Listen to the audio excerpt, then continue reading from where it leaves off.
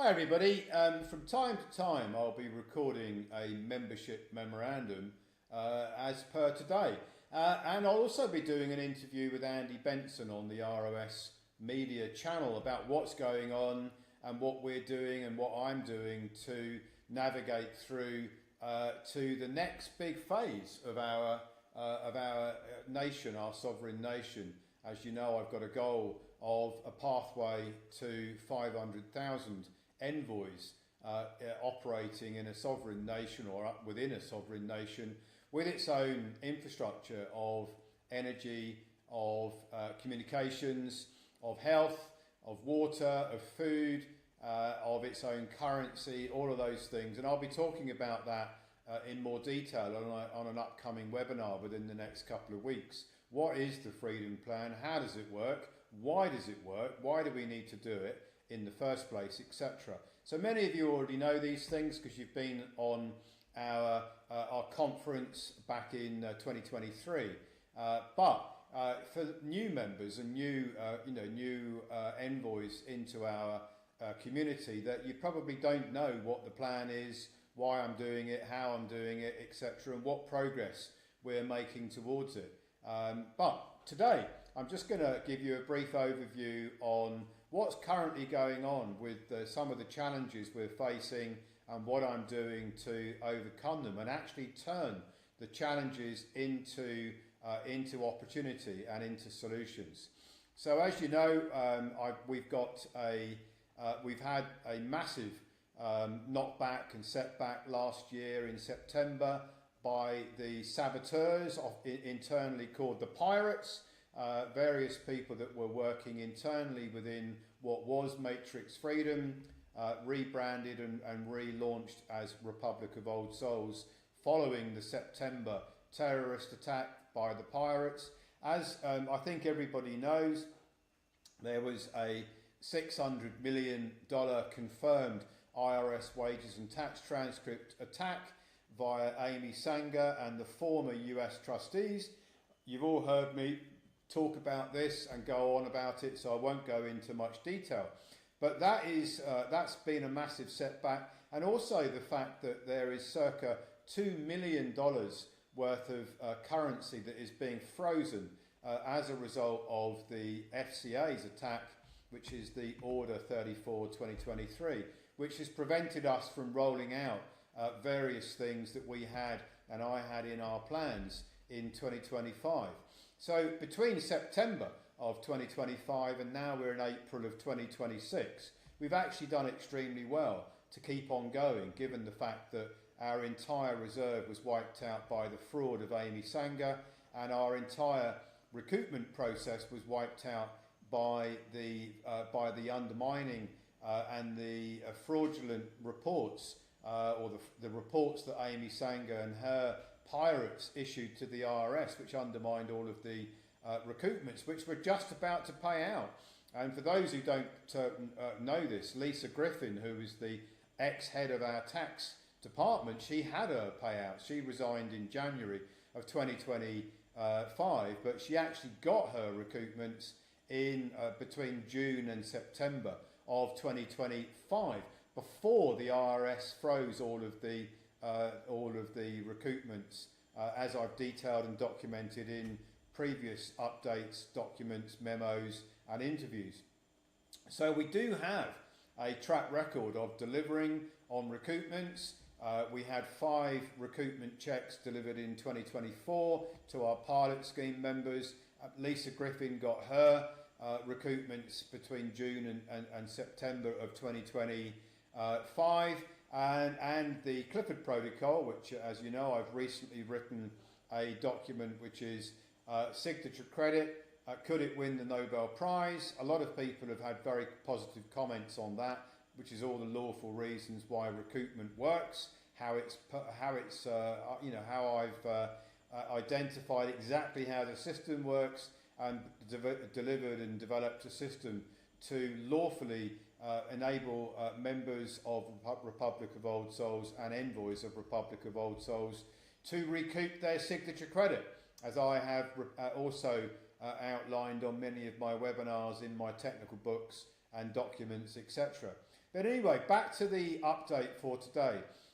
We've been suffering from the permanent and perpetual propaganda that's out there. We've got people like Simon Goldberg, who's perpetually putting out propaganda. We've got Dan Needle, who's been employed by the FCA to put out propaganda. We've got the legacy of open democracy and their propagandists out there on the internet. We've got David Aarist and his propaganda being pushed out there. All of this is affecting our ability to recruit new members, but it is actually an opportunity for us to use it to our advantage, as all problems and challenges are. If you look at them from a different lens, you can actually use them for your advantage. And I'm certainly using the attacks, the propaganda attacks that we're perpetually suffering from, to use that to grow and to increase and to improve our levels of efficiency. Because when you're under threat, you've got to be optimally efficient, and that's the major upside of those propaganda attacks. It also makes us leaner, it makes us more nimble, and we're able to deal with the propaganda in a much more efficient way than probably we ever could have done if we'd never been under the offensive of these propaganda attacks. At the moment there's a battle going on. It's a high stakes battle in the UK Court of Appeal. So you've got the FCA case, which I've said from the beginning, Order 34/2023 is a void nullity. I think you've all heard me report on why.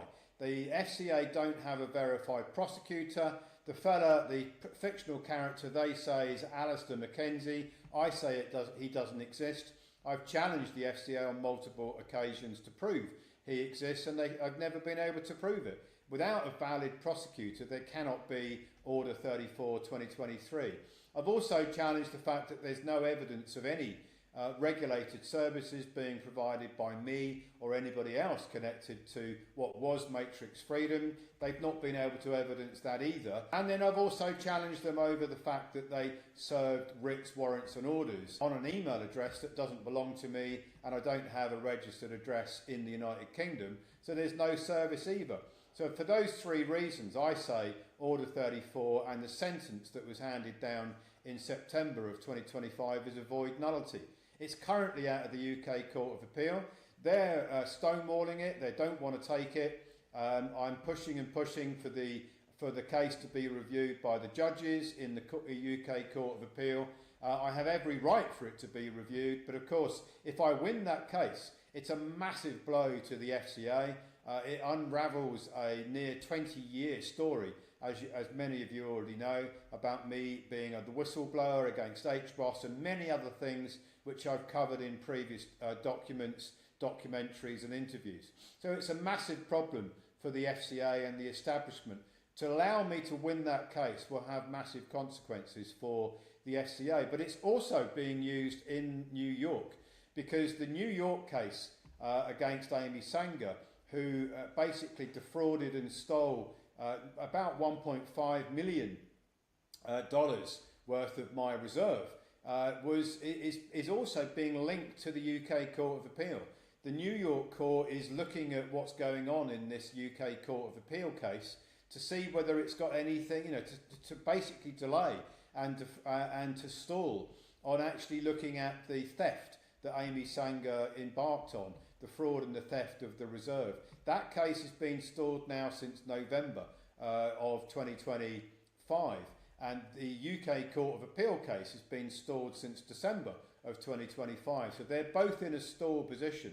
Then we had a new threat, which was Dan Needle filing documents in Wyoming at the Wyoming State Bar that suggests that his allegations are that the MLITR Research, which is the trustee and the provider of the research reports that I push out into the market on a regular basis, he says that Ecclesia Law, MLITR Research, needs a bar license to do what it's doing. It doesn't need one, and there is a complaint there at the Wyoming State Bar, which could threaten the recoupments. It won't do, but that's what it's designed to do, because that company, MLITR Research, in Wyoming is the trustee for all of the newly filed recoupments for all of our members going through signature credit recoupment. That's a threat. I'm dealing with it. It's Dan Needle trying to undermine the recoupments yet again. He undermined them in 2025 with all of his negative propaganda, and 𝐕𝐈𝐃 using Dan Needle's propaganda about Iain Clifford being a tax fraudster to undermine the recoupments in 2025, and he's now trying to do it again by trying to undermine MLITR Research, which is operating as basically the trustee for all of the recoupment filings that we've done in 2026. He won't win that, but it's still a threat. The IRS whistleblower, well, that's also because we have the 𝐸RO has filed a complaint at the IRS at the end of 2025 in relation to Amy Sanger, Lisa Griffin, Marilyn Prospero, David Ayaris, who fraudulently used his 𝐸RO license to file their own 1099 OIDs, who undermined all of the recoupments by sending in fraud identity reports to the IRS, bogus fraud identity reports. That's going on now. This case could actually put all of these people and many others in jail for 2 years because it's federal misdemeanor to do wire fraud and RICO fraud against the United States Treasury, and also to undermine all of our members' recoupments. That's all currently being investigated by the IRS. And then you've got the fact that we've not been able to access the reserve. So we actually had to start in September, minus about $200,000, which was our current invoices and expenses that we weren't able to finance in September 2025 because our reserve and all of our bank accounts have been shut down by Amy Sanger's pirate team to undermine everything we were doing. So we've come back from that, and we're still operating and we're still delivering everything we can to our members. We've also got some other issues that we've been wrestling with, which is the delivery of all of our projects and our operations. No, we're not struggling with it, but it's not operating with the level of efficiency that I would like to see. So because of all those reasons, what I am doing is bringing in AI. We're bringing in AI. As much as I don't like AI, the agenda behind AI, I actually think that the use of AI is a very smart move, as can be seen in all the research reports. The use of AI does increase efficiency.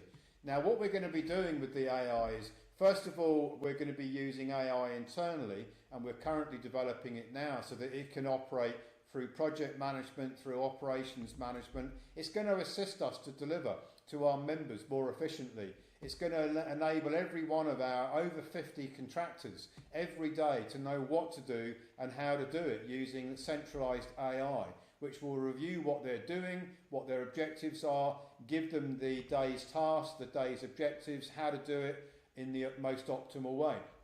It's also going to enable us to deliver information to our prospects and our members, because there will be an Iain Clifford avatar that goes with the AI system. So everything that I know in all of my ecclesial law research papers, in all of the webinars I've presented, in all of the Q&A sessions I've done on ROS Media, all of my knowledge, and as it goes on going forward, as the knowledge, as the webinars, research papers, interviews continue, all of that information is loaded up into the Iain Clifford avatar, which will enable prospects, which will enable those being referred by advocates. It will enable existing members to access me, basically, the clone of Iain, so that you'll be able to ask the Iain and Clifford avatar what's going on with anything in the organisation. If you're already an existing member, you'll be able to get an update from me on what's going on, generically, what's going on with your protocols, what's going on with your process. But if you are a prospect, if you are looking at whether to join the Republic of Old Souls, if you're looking at what are we offering, how does it work, why does it work in all the protocols, then the avatar, Iain Clifford avatar, will be able to deliver presentations to you and answer all your questions. And then in relation to problem and solutions, every week I'm doing a problem and solution webinar. I'm picking different problems from around the world. I'm showing you on the webinars how to overcome those problems with the art of legal warfare, with the combination of the Great Escape protocols. All of these things are, groundbreaking and play to my strengths as being a disruptor and a problem solver with my INTJ brain type and my ability to solve complex problems.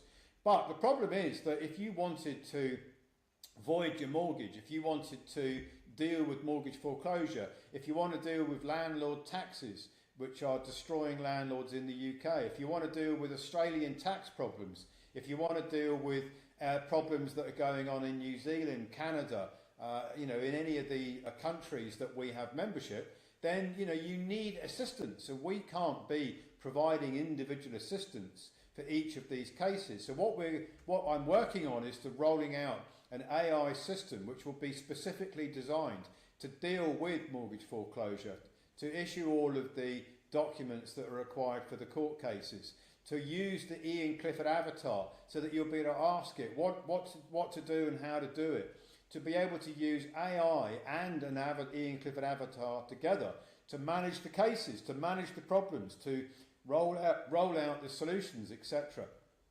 In terms of the power of AI, it's a massively powerful innovation. Now, used in the right way, actually using AI to be able to recruit 500,000 envoys and take us into our own sovereign nation with its own infrastructure is the ultimate goal. Without the use of modern technology, there's no way could we achieve this. So that's a little bit about what we're doing and how we're doing it. And then I just want to turn to just some stats on AI. I won't go through all of the executive summary, but I do want to go into some of the stats just very briefly on how AI is being used for things like marketing and sales, massive increases in productivity, in information flow, in prospects understanding what it is you're offering, how it works, why it works. So both in marketing and in sales, AI and AI avatars are making a huge difference around the world. Then looking at project management and operations management.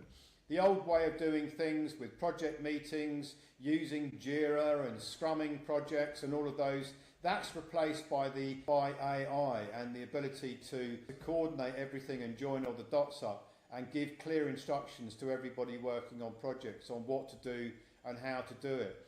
And then you've got information delivery, so updates, being able to ask Iain the avatar what's going on with your own process, your own protocol, whatever it is you're doing with the organisation.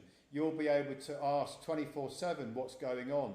That avatar will be directly connected to our platform, so that you can go in there and have a look on your platform dashboard, but you could also ask the Iain Clifford avatar what's going on with your case. You could also use this if you're an advocate and you want to introduce people. Rather than try and explain what we're doing and how we're doing it, you can just introduce the person you're trying to refer to the Iain Clifford avatar. So all sorts of advantages. The future is obviously, there's lots of technology out there that's being rolled out. We're going to be using it for maximum effect. I completely understand the agenda behind AI, but if we can control it, we can actually use AI against the very people that are trying to control us. With the rollout of our freedom nation, with its own sovereign status, with its own infrastructure, using AI to assist us in recruiting new members, in delivering all of our objectives more efficiently, I believe that we can achieve the dream that I've got, the goal that I've got, which is to set 500,000 people free from the global control agenda. Thank you for watching.